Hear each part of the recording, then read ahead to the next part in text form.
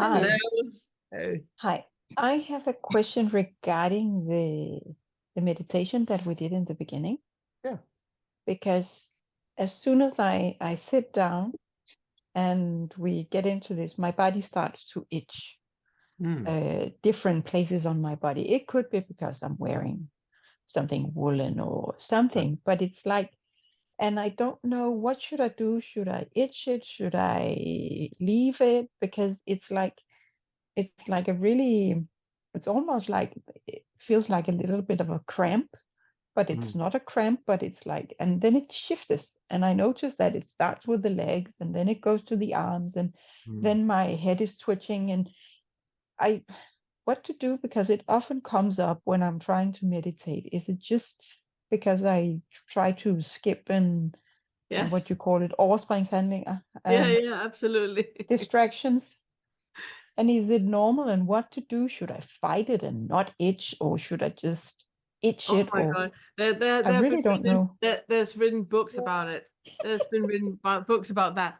Um, yeah, it's definitely a way for your body to go like, oh, we want focus here now. No, focus here, focus here. It's like the mind that is trying to distract you. Just like you can get a thought, oh, I need to buy coffee. Oh, by the way, tomorrow I should. What was it she said today at work? It's just mind noise that is trying to do it. In some Buddhist traditions, you are fighting it by ignoring it. In other traditions, you're trying to look into the feeling and the sensation and kind of like the root cause of it. I think in our tradition, scratch it. Well, I would say two things to that because I agree with all of that. Uh, One thing could also be that if you are wearing woolen materials and stuff, you might be in your regular life sort of disconnected from the body enough that you have itches that you're just Mhm. not aware of. And as soon as you settle down and feel into the body for a moment, all of a sudden you feel all of the sensations that just flew Good right point. under the radar that you Good just point. didn't even notice. Thank you. Yeah. Um, so that could be one of the things. Scratching, of course, is fine, but in terms of inquiry, a really curious thing to do is what we did in the meditation, where you focus in on the sensations of an itch. What is an itch? Take the label of itch off of it and just be with those sensations and see if it's something that actually needs to be scratched. Does it need to be? And we're not doing it from, like you said, there are traditions where like it's that the high what do they call it? Not endurance sitting, but it's like you sit for like an hour and like if you have a You bee on your nose, you do not move. It's like yeah, that. and also you sit yourself in positions that are painful Yeah. for you to for yeah really just power through it and feel into the weakness and the strength and all of Yeah. that. But I'm not suggesting that. What I'm No. suggesting is if you actually look at pain or itching and recognize what it is without the label, because most of what we feel for as pain and even in terms of itching is a resistance to it. We don't want it to be there. And so we have this idea that it's this much bigger thing than it really is, Mm. and that we have to do something about it. And if we don't do something about it, we're going to go out of our freaking mind because, it's just the biggest itch in the world. But if you take off the label, I have to say, woolen underwear is the biggest Asian in the who world. in the hell would wear woolen underwear? with, That is a, with Danish hair. Of course we are. All months with an hour, we wear woolen underwear. I think I see the problem. So, but if you, It's a really cold apartment. well,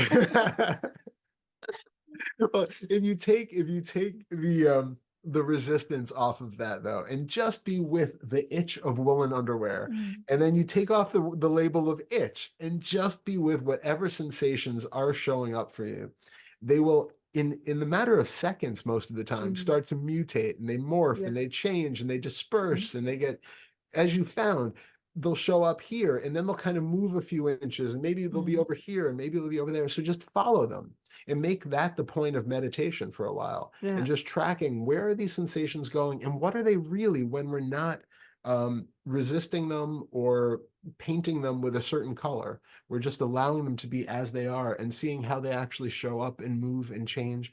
And we get really good insights into impermanence, into not wanting, and the Mm. question of, can we deal with whatever shows up whenever it is, because it's not as bad as we think it is. It gives us the insight into that the sensations of the body are not the stable things that we think they are. Mm. I don't have an itchy knee. I have some sensation over here The that, nervous system is reacting Yeah. to something self-created or yeah, something that's actually there. yeah. Yeah. So Good point. I just want to circle back Yeah. to the fourth and the fifth, where not the woolen underwear. no, we skipped the talk about the woolen underwear. We'll go Fair. straight to the fourth and the fifth, because there is an issue. No, it's the part about the fourth and the fifth where like Todd said before, that the part that there's something that we believe can be better than what is. Mm. That my meditation will be better if it doesn't itch. And if I just scratch this itch, now it's better. But you know that if you scratch it, it takes a moment and then there's just something else. I'm thirsty. Okay, if I get a glass of water, then it will be better. And then you get a glass of water and then you sit, I need to pee. And then, okay, if I pee, then it will be better. Because, and it's that, never ending grasping that the mind does Yeah. to divert from just being right here. It's a bit like a child that doesn't want to go to bed, that's super tired. All those, but I want, and I want, and I want, and I want, trying to avoid the inevitable, which is just, relaxing into it. Yeah. Yeah, because I think it is sort of just distractions, but I don't know what to do with these distractions. Yeah. Yeah. Use them as the point of meditation. Yeah, and also see Yeah. how many times in your life, now I know you, Mm. see how many other things in your life where a distraction comes up. If this wasn't there, everything would be great. How many other parts of your life are you doing the same thing in a different scale, obviously, but how many other parts of your life is that an issue, that if this wasn't there, this would be great? And Yeah, that is a game, that's a mind game. But sometimes it's difficult to distinguish between being in a flow or having distractions, because you can walk around going from one thing to another thing, but I can't really say if it's being in a flow or if it's like being distracted all the time and doing things. Yeah. They seem to be difficult to distinguish between. Give me a second to feel into that one, because I know there's a It's distinction. It's the nine Can you feather maybe of the describe body, that? body yes, but no.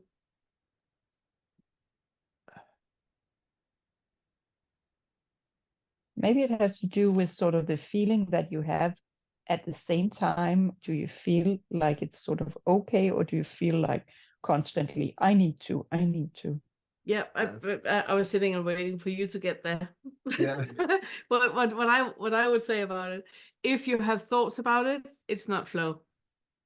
Okay. Because as soon as you're checking up, what are you checking up with, and who are you checking up with, and what are you curious about? Flow is just what is happening. It's just like you are lying down, at some point you fall into sleep. It's not a decision that is made or anything, it's just happening. And with the flow, it is you letting things happen, not making things happen. And there's a huge difference in that. When we're trying to make things happen and make happen being in flow, it's very much cerebral and selfing. It's about letting things happen, and in that the flow just happens all on its own, just like breathing. You don't think much about that, it just happens. You're just allowing the breathing to happen on its own. Okay. Yeah, and I was gonna say another thing is, if you notice when you are going about your day, if you're in questioning whether you are in flow or just are you thinking? Are you lost in thought? Well, because most of the times that's the difference, is that some people will be like, I drove, you know, an Yeah. hour from one place to another. I don't remember any of it. I was just in a total flow state. Yeah. But no, actually, you were like caught up in your thoughts, like from, you know, going through conversations that are happening later in the week and planning for a trip and doing all these other things. So the question is, are you just lost in thought, or are you really just present in a way where things are happening and you're fully here with wherever you are, or are you distracted and, you know, miles away? Yeah. Yeah, it's the letting or making. Yeah. Yeah. Yeah. Okay. Thank you. Amazing. Thank Thank you. you. Really good question. Yeah.